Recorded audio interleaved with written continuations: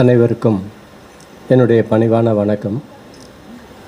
சில நேரங்களில் எழுத்தாளனாக இருந்தாலும் கூட என்ன சொல்லுவது என்று சொற்களை தேடி தவிக்க வேண்டிய ஒரு நிலை உருவாகிறது.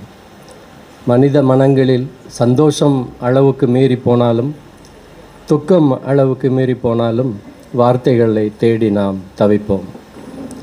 வார்த்தைகளால் சொல்ல முடியாதவற்றை இங்கே நண்பர்கள், தோழர்கள், அம்மா பேசும்போது சொன்னாங்க, கல்வெட்டு வைக்கணும்னு நான் நினைச்சேன். எவ்வளவு ஆழமாக அந்த அவருடைய பணிகள் மனசில் இருந்தால் அந்த வார்த்தை வரும்னு நான் நினைக்கிறேன். மக்கள் பணி செய்பவர்கள் மறிப்பதில்லை. அவங்க அந்த பணிகளை அதை கடந்து போகும்போது, அந்த பாலத்தில் நடக்கும்போது, அந்த குனிஞ்சு போய்கிட்டு இருந்த இடத்துல இன்றைக்கு கம்பீரமாக நடந்து அல்லது காரில் போகும்போது இதுக்கெல்லாம் அடித்தளமாக இருந்தது சிபிஆருங்கிற அந்த நினைவு வந்துக்கிட்டே இருக்கும். எனக்கு என்னுடைய வாழ்க்கையை திசை திருப்பி ஒரு சரியான பாதையிலே போக செய்த மாமேதை, ஒரு மாமனிதர் சிஎஸ்பி அவர்கள்.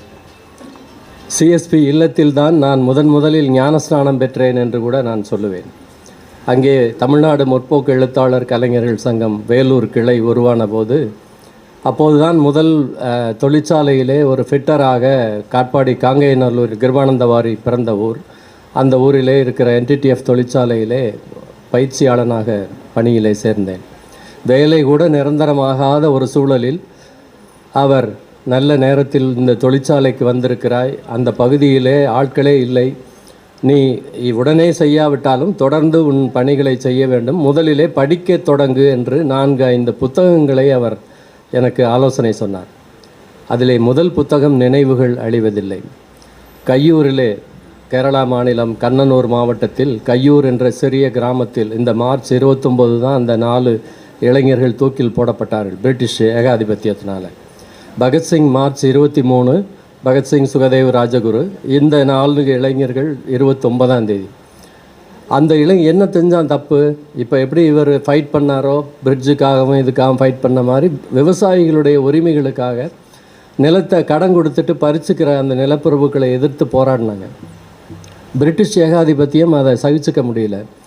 இவங்க விவசாயம் சொல்லிக்கிட்டு கம்யூனிஸ்டுகளாக ஜனங்களை மாற்றுறாங்க என்று. இத்தனைக்கும் கம்யூனிஸ்ட் இயக்கம் அரும்பிக் கொண்டிருந்த நேரம். அப்படி ஒரு இயக்கம் இருக்கிறது என்றே மக்களுக்கு தெரியாத ஒரு காலத்தில் அவர்கள் முதல் முன்னோடிகளாக நடை போட்டதால் தூக்கு கயிற்றிலே உயிரை நீத்தார்கள்.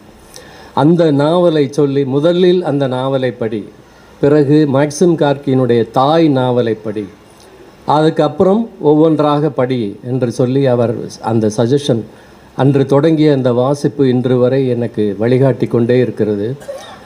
எழுதுவதிலும் மொழிபெயர்ப்பதிலும் அவருடைய பயிற்சியை நான் மறக்க முடியாது. நான் எழுதிய கவிதைகளை எல்லாம் வாங்கி பொறுமையாக படித்துவிட்டு ஒரே ஒரு கேள்வி தான் கேட்டார்.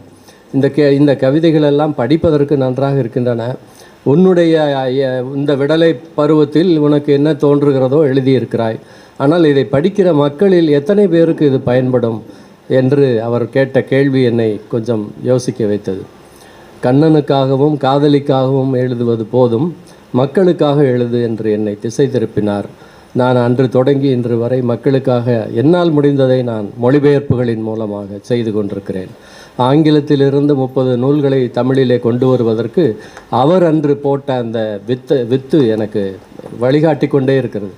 பிறகு இயல்பாகவே தோழர் ரவிசங்கர், தோழர் கிருஷ்ணன், தோழர் ராமச்சந்திரன், பிறகு அவர்களுடைய பிள்ளைகள் பாரதி போன்ற இளம் தலைமுறை என்று தலைமுறையாக இந்த நட்பு, தோழமை நீடித்து கொண்டே இருக்கிறது. கம்பனே சொன்னது போல, தோழமை என்ற ஒரு சொல், அது தோழன் என்ற சொல், அது இன்றைக்கு அது மிக சாதாரணமாக எல்லாராலும் பயன்படுத்தப்படுகிற ஒரு வார்த்தை. ஆனால் அதனுடைய உண்மையான பொருளை புரிந்து கொண்டு நாம் பயன்படுத்துவது தான் முக்கியம் என்று இடைவிடாமல் வகுப்படுத்தி எங்களை வழிப்படுத்திய சிஎஸ்பி அவருடைய புதல்வர்கள் அதே வழியில் அதே உறுதியோடு தளராமல் முன்னேறி போகிறதை பார்க்கிற போது எனக்கெல்லாம் மிகுந்த ஒரு உத்வேகம் கிடைக்கிறது. இந்த நாளில் அம்மா சொன்னது போல், தெருவிலே யாரோ விழுந்தால், நான் அடிபட்டு விழுந்தபோது அங்கே டிபிஐ வாசலிலே அடிபட்டு விழுந்தபோது அங்கே யார் என்று தெரியாது. யாரோ ஒரு வாட்ச்மேன் ஓடி வந்தார், வந்து உடனே மருத்துவமனைக்கு என்னை கொண்டு போய் சேர்த்ததால் இன்று உங்கள் முன்னால் நடந்து வந்து நான் நிற்க முடிகிறது. இல்லையென்றால் அந்த தெருவிலேயே இரத்தப்போக்கு போய் என்ன நடந்திருக்கும் என்று தெரியாது. யாரோ விழுந்து கிடக்கிறான், சரி நமக்கு என்ன வந்து குடிச்சிட்டு கூட விழுந்திருப்பான்னு போகிற காலம். ஆனால் உடனே ஓடி வந்து தன்னால் ஆன உதவிகளை செய்கிற அந்த மனம் இருக்கிறதல்லவா, கனிந்த ஒரு மனம், அந்த மனம் சிபிஆரிடம் நிறைய இருந்தது. நாம் அவர் மறைந்து விட்டார் என்றவுடன் என்னால் நம்ப முடியவில்லை. கிருஷ்ணன் தோழரிடம் உடனே தொலைபேசியில் ஓசூரில் இருக்கிறேன், அங்கிருந்து உடனே எனக்கு மரணம் பற்றி தெரியாமல் போய்விட்டது. இல்லை என்றால் நேரிலே வந்து அந்த முகத்தை கடைசியாக ஒரு முறை பார்த்திருப்பேன். இன்று அது ஒரு பெரிய இழப்பு என்று நான் நினைக்கிறேன். எத்தனையோ இழப்புகளை தாண்டி அவர் பணி செய்தார் என்று சொன்னார் அல்லவா இளங்கோ, அதுபோல் எத்தனையோ இழப்புகளை தாங்கி கொண்டு தான் நாம் மேலும் முன்னேற வேண்டியிருக்கிறது. நாம் தொடர்ந்து முன்னேறுவோம். அதுதான் சிபிஆர் அவர்களுக்கு உண்மையில் நாம் செய்யக்கூடிய அஞ்சலி.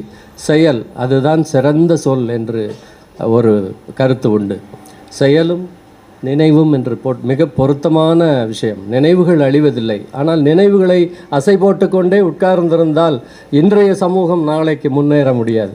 நினைவுகளை ஒரு புறம் அசை போட்டு கொண்டே அது நம்மை உந்தி தள்ளும். அப்போது நாம் செயல்களிலே ஈடுபடுகிற போது இந்த சமூகம் மேன்மையடையும்.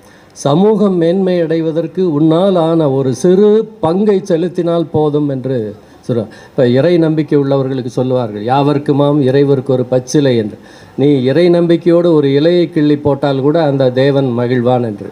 ஆனால் இன்றைக்கு அந்த இறைவனை மனிதர்கள் நினைத்தாலே அச்சப்படுகிற அளவுக்கு கொண்டு போய் மதங்களில் பெயரால், இனங்களின் பெயரால், மொழிகளின் பெயரால் மோத விட்டு வேடிக்கை பார்க்கிறார்கள். ஆனால் இதையெல்லாம் எச்சரிக்கை செய்து அது ஒரு புறம் அந்த வீட்டோடு அவர்களுக்கு நம்பிக்கை இருந்தால் நீ குறுக்கிடாதே, அவர்கள் கும்பிட்டுப்பட்டு போகட்டும். ஆனால் அதை தெருவுக்கு கொண்டு வந்து மக்களிடம் மோத விடாமல் பார்த்து கொள்ளுங்கள் என்று தான் அவர் விடாமல் சொல்லுவார். அதை போல நினைவுகளை தாங்கி கொண்டு நாம் தழும்புகளை பொருட்படுத்தாமல், காயங்களை பொருட்படுத்தாமல் முன்னேற வேண்டும். அதுதான் சிபிஆர் எங்களுக்கு விட்டிருக்கிற ஒரு தோழமை செய்தி என்று நான் புரிந்து கொள்கிறேன். இந்த வாய்ப்பை நல்கிய குடும்பத்தாருக்கு நன்றி கூறி விடைபெறுகிறேன். நன்றி.